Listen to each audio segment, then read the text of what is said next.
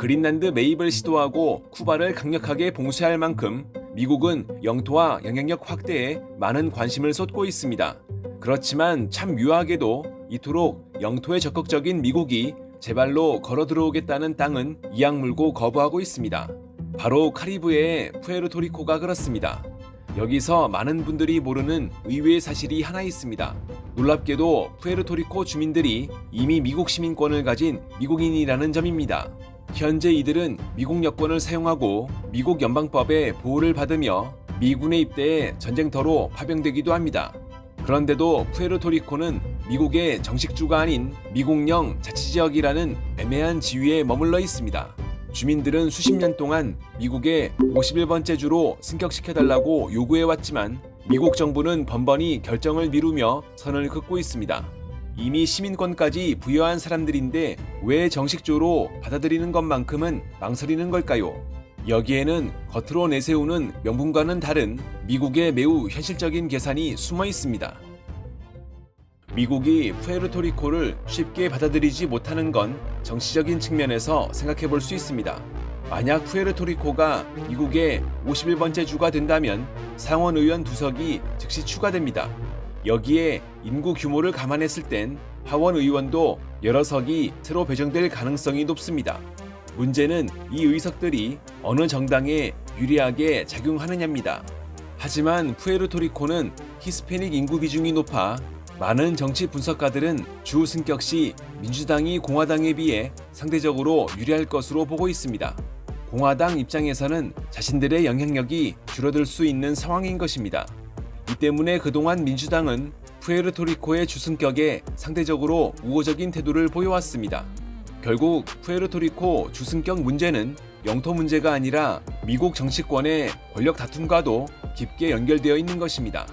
아무리 푸에르토리코에서 주민투표를 통해 주승격 의사를 밝혀도 최종 결정권을 가진 미국 의회가 정치적 손익계산부터 하고 있어 관련 논의는 번번이 제자리 걸음인 상황입니다.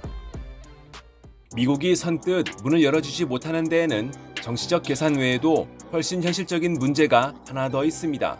바로 돈 문제입니다. 현재 푸에르토리코의 경제 상황은 그리 넉넉하지 못합니다. 과거 감당하기 어려운 공공부채로 사실상 파산 절차에 들어갔을 정도로 심각한 재정 위기를 겪었고 주민들의 1인당 소득 역시 미국 본토 평균에 크게 못 미칩니다. 일부 통계에서는 미국에서 가장 가난한 주로 평가받는 미시시피 주보다도 낮은 수준으로 나타나기도 합니다. 바로 이 지점에서 미국 정부와 납세자들의 계산이 시작됩니다. 만약 푸에르토리코가 정식주가 되면 메디케이드와 같은 의료 지원 프로그램이나 각종 연방 복지 제도가 지금보다 훨씬 폭넓게 적용될 가능성이 높습니다. 이는 연방정부 입장에서 추가적인 재정 부담으로 이어질 수밖에 없습니다. 그렇다고 푸에르토리코 주민들만 이득을 보는 것도 아닙니다. 현재 많은 주민들은 자치령이라는 특수한 지위 덕분에 연방 개인소득세를 내지 않고 있습니다. 하지만 정식주가 되면 본토 주민들과 마찬가지로 연방세 부담이 커질 가능성이 높습니다. 결국 주승격은 미국 정부에는 추가적인 재정 지출을, 푸에르토리코 주민들에게는 새로운 세금 부담을 안겨줄 수 있는 문제입니다. 정치권이 이 문제를 쉽게 결론 내리지 못하는 이유도 바로 여기에 있습니다. 정치와 경제를 넘어 미국이 푸에르토리코 문제를 수십 년째 해결하지 않는 데에는 또 다른 이유가 있습니다. 바로 현재의 구조가 미국 입장에서 크게 불편하지 않기 때문입니다. 현재 푸에르토리코는 미국의 자치령으로서 외교와 국방은 미국이 담당하고 있습니다.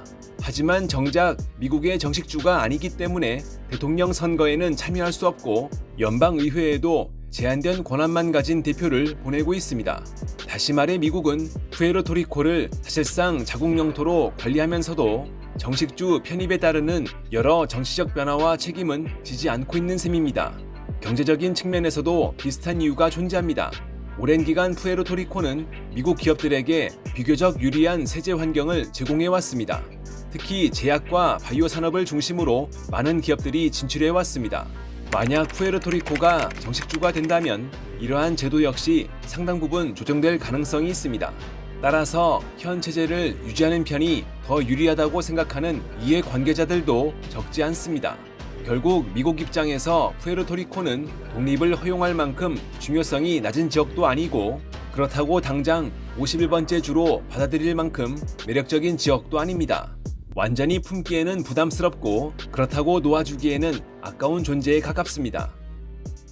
사실 푸에르토리코 내부에도 해결하지 못한 문제가 있습니다. 정작 미래를 결정해야 할 주민들 사이에서도 의견이 완전히 하나로 모이지 않았다는 점입니다. 현재 푸에르토리코 여론은 크게 세 갈래로 나뉘어 있습니다. 미국의 51번째 주가 되자는 주 승격파, 지금처럼 자치령 지위를 유지하자는 현상 유지파, 미국으로부터 완전히 독립하자는 독립파가 그렇습니다. 그동안 푸에르토리코에서는 이 문제를 결정하기 위해 여러 차례 주민투표가 실시됐습니다. 가장 최근인 2024년 11월 주민투표에서는 주 승격안이 유효표 기준 약 58.6%의 찬성을 얻었습니다. 숫자만 보면 상당한 지지를 받은 것처럼 보입니다. 하지만 여기에는 중요한 논란이 숨어 있습니다.